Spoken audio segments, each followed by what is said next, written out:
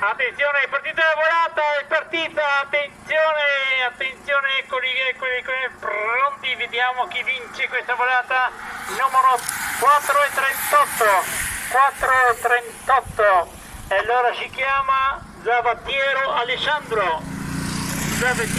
Alessandro vince questa categoria di veterani, e adesso due corridori solo, con qualche margine di vantaggio sul gruppo.